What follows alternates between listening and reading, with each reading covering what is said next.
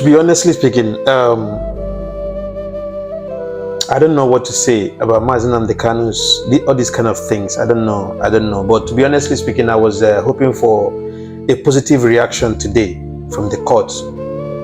But since Justice James Omotosho chose to bow to his paymasters, what do you expect from a country where the judiciary system is being manipulated by a few individuals?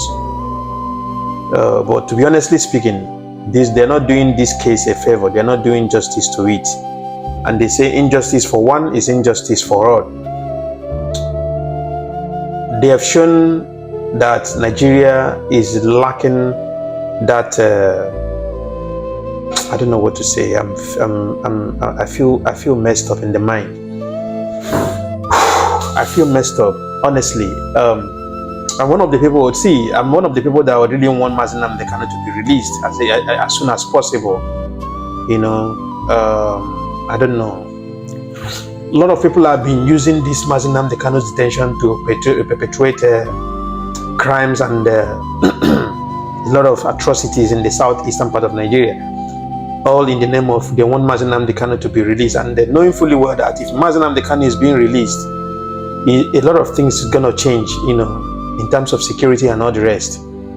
And releasing Mazi Nnamdi Kanu at this point in time, this ember time, will definitely help the southeastern parts of Nigeria to boost their economy in this ember month, in this festive period that is coming in. But to be honestly speaking, I'm messed up, I'm fucked up in the mind.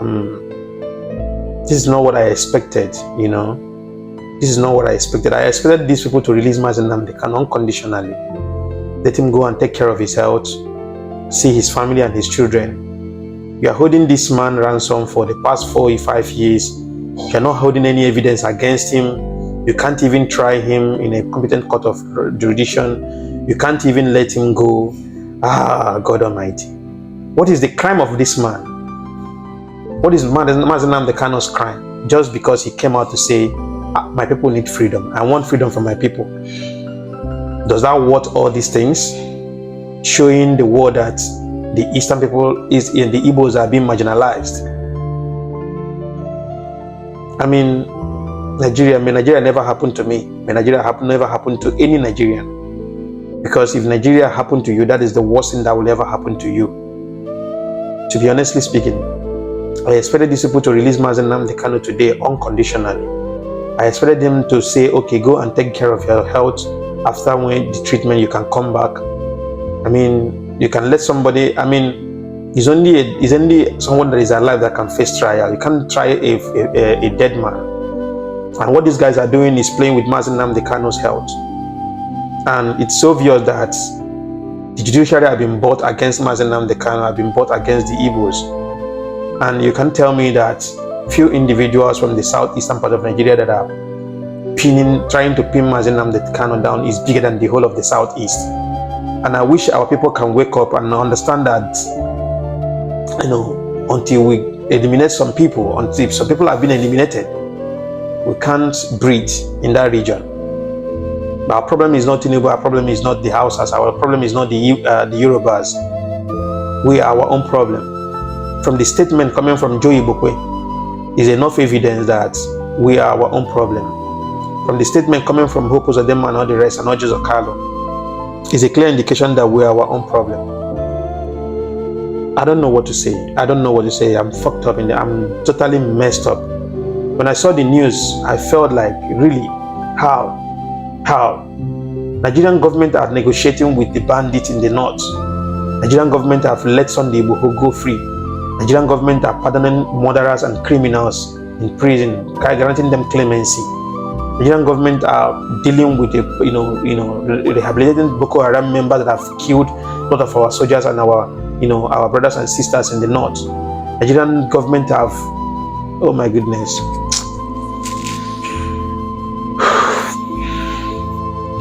May Nigeria never happen to you and I.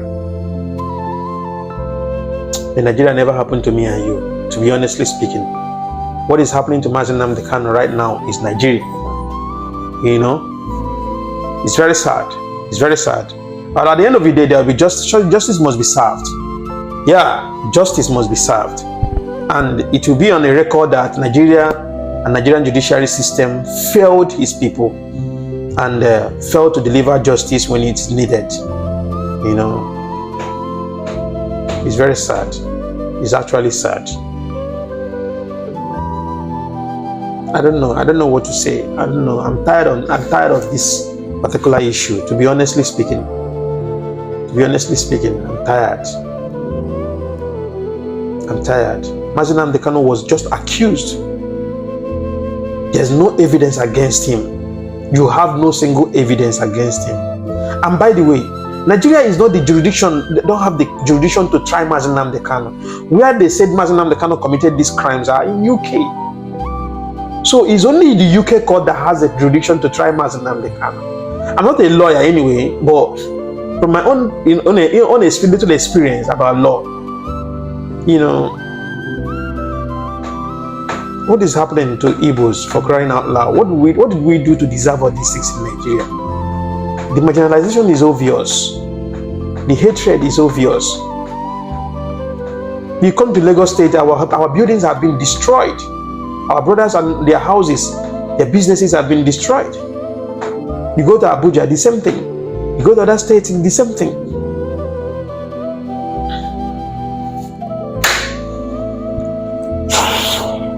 Crazy. It's crazy. It's not a crime to be an Igbo, but we have been hated for no reason. I mean, we have been treated so bad for no reason. It's not a crime that we are Igbos. If you talk about people who are more patriotic in Nigeria, I would say Igbos are more patriotic in Nigeria. Igbos are more patriotic in Nigeria. To be honestly speaking, most of the time, if you travel, you get to understand what I mean. Because you guys, some of you have not traveled, you don't know what we go through. We have been marginalized so bad, right from the civil war.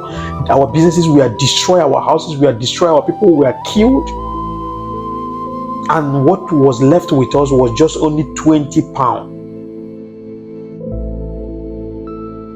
And we stood back, and we are the richest tribe in Nigeria and the richest tribe in Africa. Is that the jealousy? Is that the envy?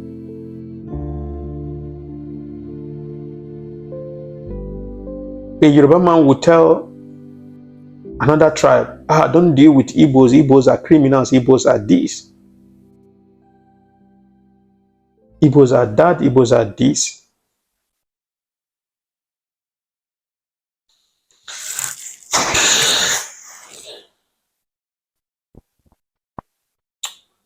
We understand that the court has denied Nnamdi Kanu's request to an external medical center. Well, yes, that's quite a surprising ruling today. We were served all of a sudden, as a matter of surprise, an ambush with the medical report, which the court ordered the Nigerian Medical Association to submit since 26th September. So that medical report that we were served is dated 10th October. And it was today that we were served in open court with it. So, well, you can say that the defense had no ample opportunity to react to it. It was more an ambush. But nonetheless, the court had ordered further that Mazi Nnamdi Kanu be examined by the Nigerian Medical Association. That examination was never carried out, and the order was entered on 26th September and restated on 8th October. That part of the order was disobeyed. They never examined him. So the report is based on some informal meeting they held with Mazi Nnamdi Kanu as far back as 18th September at the DSS headquarters in Abuja. They were invited to do that by the DSS. The court and the DSS are not the same.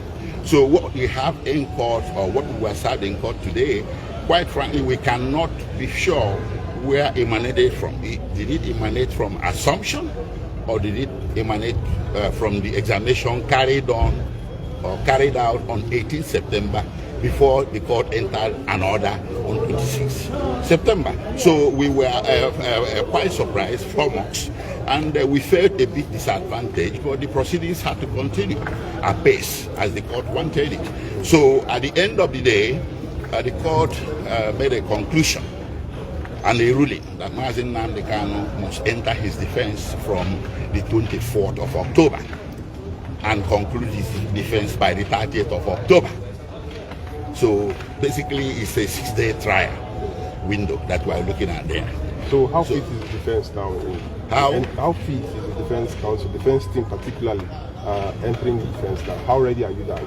Well, you see, lawyers are trained to be ready for any eventuality.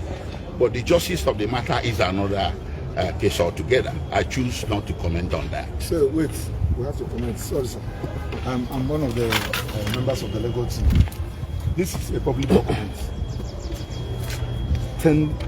brought in by the medical council through the prosecution. So they serve us this thing today.